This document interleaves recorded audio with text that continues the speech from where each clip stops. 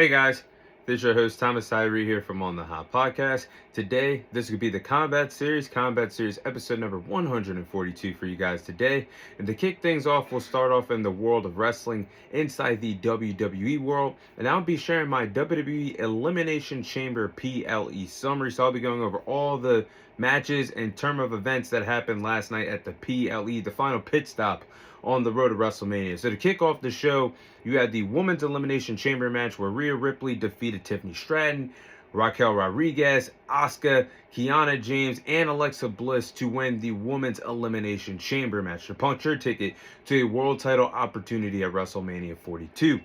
So this was a good Women's Elimination Chamber match. I mean, don't get me wrong. I think they had more creative spots than the Men's Elimination Chamber.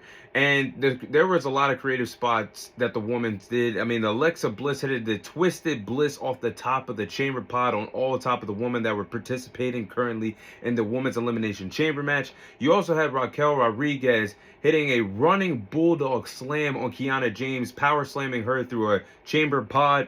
And then you also had the impressive Raquel Rodriguez powerbomb finisher that she hit on Asuka, stacking up both Asuka and Kiana James to earn double eliminations to make sure she looks strong and effective in the Women's Elimination Chamber match. And then you had Rhea Ripley. I like the spot where Rhea Ripley hit the cannonball on top of Raquel Rodriguez on top of the chamber. Then Tiffany Stratton hit her finishing moonsault to eliminate Raquel Rodriguez from the match. Then you were down to the two final participants, Rhea Ripley and Tiffany Stratton. And in the final moments, Rhea Ripley pushed Tiffany Stratton into the pod to hit her Riptide finisher to put her away to punch her ticket to WrestleMania 42 to face Jade Cargill for a women's world title in Vegas. Now, I think this is actually a big money match between Rhea Ripley and Jade Cargill. Now, how the booking as WWE is going, I really thought that Tiffany Stratton was going to win. And I'm not complaining here because this is a big money match. That's something new, something fresh for the women's division. Rhea Ripley versus Jade Cargill is definitely a big money match in the women's division. But I just have a question because Rhea Ripley and Io Sky just lost the women's tag team titles to Nia Jax and Lash Legend. The previous episode on Friday Night SmackDown, right before the Elimination Chamber, yeah, that's nice, new tag team champions. But what do you do with one of the best women's wrestlers, one of the best wrestlers on the planet in Io Sky, 7 weeks away from WrestleMania, with her tag team partner facing Jade Cargill for the women's title? What do you do with Io Sky? She's too big of a star to leave her off of WrestleMania 42 night 1 or night 2. So that's something the WWE is going to have to figure out. But I thought the Women's Elimination Chamber was spectacular. I'm looking forward to the match between Rhea Ripley and Jade Cargill. Something new and something fresh in the women's main event scene on the Blue Brand of Friday Night SmackDown. In the next match, you had AJ Lee defeat Becky Lynch to become the new Women's Intercontinental Champion. Now, this is honestly a good match between AJ Lee and Becky Lynch. It was a slower paced match, but you guys got to remember this was AJ Lee's first singles match in the company since 2015, so that's 11 years in the making. And I thought it was a really good match between two veteran wrestlers. I mean, Becky Lynch was carrying the beginning part of the match, being the veteran crafty heel, taking the crowd out of the match, and carrying the beginning part of the match. Then, towards the second half of the match, the action did start to pick up a little bit. There was a lot of good reversals, a lot of near falls. There was some good drama as the match went on between the two respective wrestlers.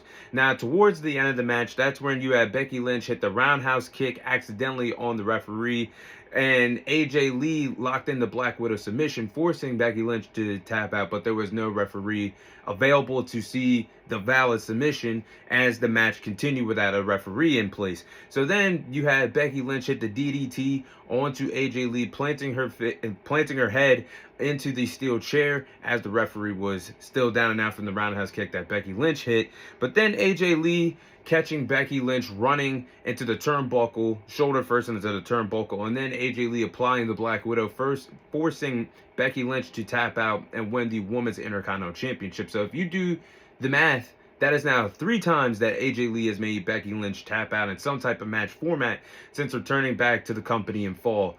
And that happened at WrestlePalooza in the mixed tag team match. That happened in the Women's War Games match. Now that this happened in Elimination Chamber. So AJ Lee continues to be the thorn in Becky Lynch's side that she does not like since returning. So I think the rematch is evident to happen at WrestleMania 42 for the Women's Intercontinental Championship to continue the story between AJ Lee and Becky Lynch. Next match, you had the hometown hero CM Punk defeat Finn Balor to successfully retain the World Heavyweight Championship here. Now, honestly, I thought this was the match of the night. Out of all 4 of the matches that were on the Elimination Chamber card, I thought Finn Balor and CM Punk really headed out of the park. These are 2 wrestlers that have really good in-ring chemistry with each other. There were several reversals, a lot of creative moves, drama with a lot of near falls as the match went on for the World Heavyweight Championship. But towards the end of the match, there was a near fall where Finn Balor hit the coup de grace on CM Punk at the 2.5 count. Did not get the job done. Then you had moments later, you had CM Punk hit the GTS on Finn Balor. Finn Balor, as the veteran wrestler, smartly rolling to the outside of the ring to avoid being pinned. And then when the action got to the outside of the ring, you had Finn Balor kick CM Punk through the barricade on the outside of the ring. And then CM Punk, I actually like this spot here too, where Finn Balor tried to hit the coup de grace on CM Punk, and CM Punk in midair reversed it into a sharpshooter.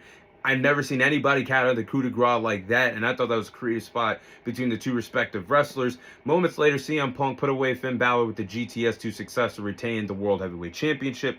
As expected, everybody knew Finn Balor wasn't going to win the World Heavyweight Championship here. It was to keep CM Punk occupied as a fighting World Heavyweight Champion, as he's done his whole entire reign.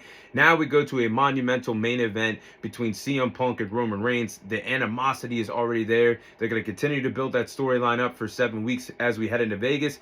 But meanwhile, for Finn Balor, the story is written on the wall. He's going to get kicked out of the Judgment Day by his brothers and sisters of Liv Morgan, Dominic Mysterio, JD McDonough, Raquel Rodriguez, and wherever Roxanne Perez is. They're going to kick Finn Balor out of the group, and that's going to set up for a Intercontinental Championship match between Finn Balor and Dominic Mysterio, a match that's really been a year in the making. And I think that's where we're going to see the demon persona of Finn Balor return back to wrestling, as he will challenge his former Judgment Day mate for the Intercontinental Championship. I know I'm covering all the matches, but I do want to talk about this very quickly. The debut of Danhausen to the WWE. So again, I'm going to keep it as short, sweet, and simple. I don't know why the WWE did this. Now, you had the storyline of the creative box, what could have been a creative box where you could have had the return of possibly Y2J, Chris Jericho, one of the greatest of all time, coming back. Possibly a return of Vincent Kennedy McMahon back to the company. But you introduced Danhausen to the WWE Universe. Now, if you follow wrestling around the world, if you watch the production of AEW, Danhausen was nothing of a wrestler, a comedy act that would just go around and curse other wrestlers as his comedy act would continue.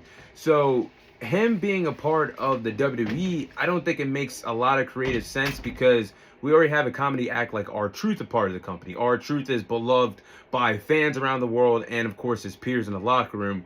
We don't need another comedy act a part of Raw or SmackDown.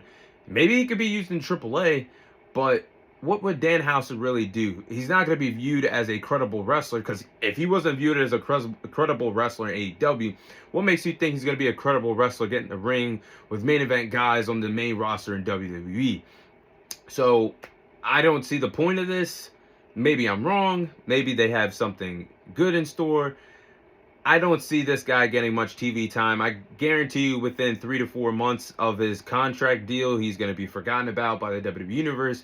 Not a lot of TV time, and that's just going to be ended at Danhausen. So I don't know why the WWE did this, but hey, we're here with it.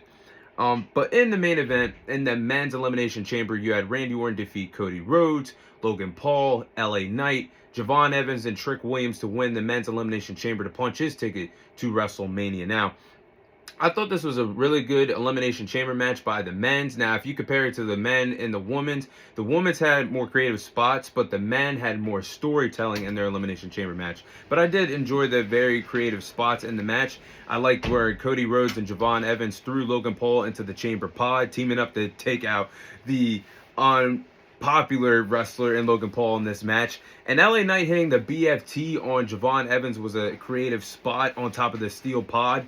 But Javon Evans hitting the frog splash on Trick Williams on top of the pod, that was also a good creative spot there in the match. But Logan Paul was the one who took Jey Uso's chamber spot, because Jey Uso won the final chamber match on Raw, and then he was written off television for the match when an attacker attacked him on SmackDown. He defeated Jacob Fatu to earn the final spot in Elimination Chamber, and the match I felt like was about Logan Paul, because the division, with the injuries of Braun Breaker and Bronson Reed, the division still has to be booked very strongly. And Logan Paul had 3 eliminations in this Elimination Chamber match. So as good as a wrestler I think he is, I know he's not beloved by the WWE Universe, but I think that was a good booking decision by Triple H there. But once Trick Williams was eliminated, the chamber door was still open, and that's when we've seen the return of Seth Rollins as another masked man that came in, curve stomped Logan Paul, costed him the match. That's probably going to set up for Seth Rollins facing either Logan Paul, Austin Theory, or possibly Braun Breaker if he can come back at WrestleMania. But the icing on the cake, the chamber door was still open here, and Drew McIntyre came into the match, interfered, and Cody Rhodes and Randy Orton took him out. But once Cody Rhodes hit the crossroads on Drew McIntyre, Randy Orton hit the RKO, pulling the trigger to put away Cody Rhodes to punch his ticket for another WWE title opportunity. Now, Randy Orton winning here was a surprise, but I think this opens the door for a Fatal 4-Way match at WrestleMania, because now you're going to have Drew McIntyre versus Cody Rhodes for the WWE Championship at SmackDown. I think Jacob Fatu interferes in the match. It becomes a disqualification. Nick Aldis just loses it and makes it a Fatal 4-Way match between Drew McIntyre, Cody Rhodes, Randy Orton, Jacob Fatu for the WWE Championship at WrestleMania 42. That's going to be your Night 1 main event for the show, but overall, I probably give this a letter grade of a B-. The format of 4 to 5 matches on a PLE, it's not really selling anymore. But how stacked both rosters are, Raw, SmackDown, you need to utilize them and give us more than just a 4 to 5 match format. Because with all the time you had and an unnecessary Danhausen debut to the company, you could have had much more on the final pit stop, your final PLE before WrestleMania. So I give it a B-. It wasn't the worst, but it could have been much better. But that is my WWE Elimination Chamber PLE summary.